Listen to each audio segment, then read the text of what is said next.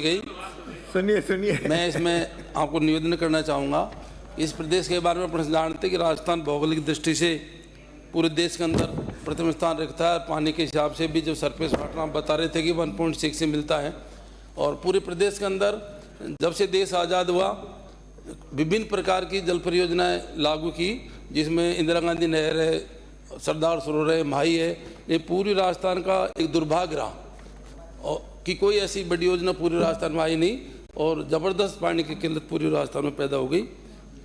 आप ही की सरकार ने 2005 के अंदर एक समझौता किया था एक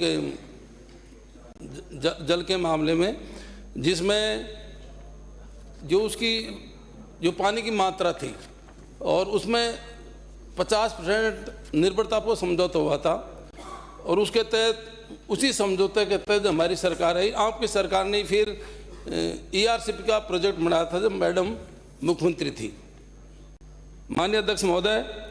उसके तहत वो जो ERCP का प्रोजेक्ट आपने बनाया था उसके तहत 1723.5 MCM पानी सिंचाई के लिए यूज होना था, 286.4 MCM पानी इंडस्ट्री के लिए यूज होना था, और 1500 MCM पानी जिसमें आप बता रहे थे कि 2,02,000 हेक्टेयर के आसपास सिंचाई होनी थी, और 80,000 हेक्टेयर जो बचा पानी था उसमें जो पुराने हमारे डैम थे जो सूख गए उनके लिए उसका यूज होना था।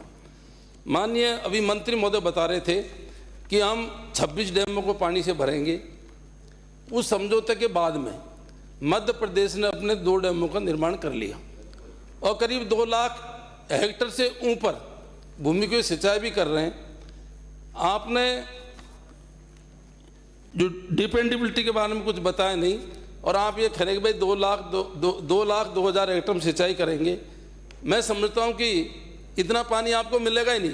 आपने ये नहीं बताया कि आपकी सारी परियोजना में आपको कितना MCM पानी मिलेगा।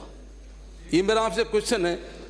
भाई जब पानी मिलेगा ही नहीं तो कहाँ से तो आप 26 बांधों को भरेंगे, कहाँ से आप 2 लाख हेक्टेयर में सिंचाई करेंगे, कहाँ से आप जो 80,000 हेक्टेयर जो पहले सिंचाई हुई थी वो करेंगे।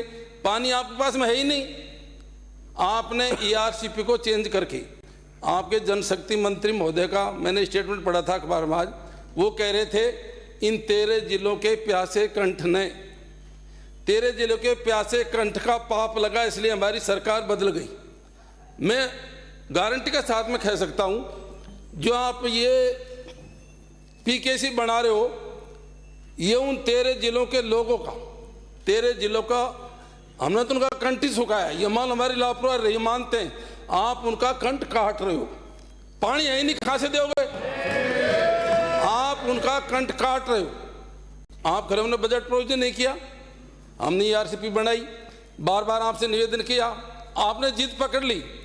हमको इसका राष्ट्रीय परियोजना घोषित करना ही नहीं है, हमको राष्ट्रीय परियोजना घोषित करना ही नहीं है।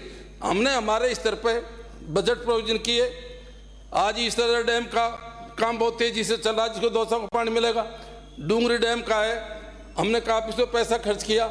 माने मेरा निवेदन यह हो रहा है, इसमें आपने स्वयं ने बोला हम 26 डैमों में पानी डालेंगे। जैसे ERCP योजना बनी थी, आपने बनाई थी, पूरी राजस्थान में बहुत बड़ा आंदोलन हुआ था, और आंदोलन ये हुआ था कि हमारे बैलेंस डैमों को, जो हमारे बचे हुए बांधों को और इस योजना में जोड़ा जाए। और माननीय डॉक्टर साहब बैठे, इन्होंने बहुत बड़ा आंदोलन किया था। उसके बाद में हमारी सरकार ने 53 डैमों को जोड़ने का निर्णय और लिया, उनका सर्वे हुआ और 79 डैमों को ERCP योजना के तहत जोड़ा था। आप बताइए, आपकी डिमांड थी, आप केवल ये कह रहे हो कि 26 डैमों को हम पानी से भरेंगे। मैं गारंटी के साथ में कह सकता हूँ, आप जो PKC की योजना बना रहे हो इसमें पानी है ही नहीं।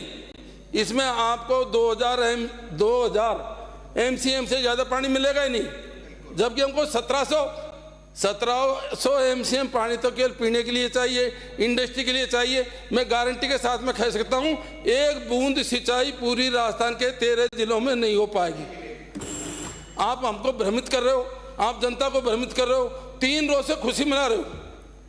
कोई तो कह रहा है भागीरथ जी आ गए, कोई कह रहा क्या आ गए, आप मुख्यमंत्री महोदय को वहाँ माला फहरा रहे हो, आप यहाँ माला फहरा रहे हो, आपको खुद को पता ही नहीं है। आप तो ये बता दो वो कितना पानी मिलेगा, माननीय सदस्य अनुमानित बता दो। आपने श्री रोहित बोहरा आप हमको अनुमानित ये बता दो कि हमको कितना पानी मिलेगा। मध्य प्रदेश में हमने 2 डैम बना लिए, वहाँ पर डैम और बढ़ेंगे।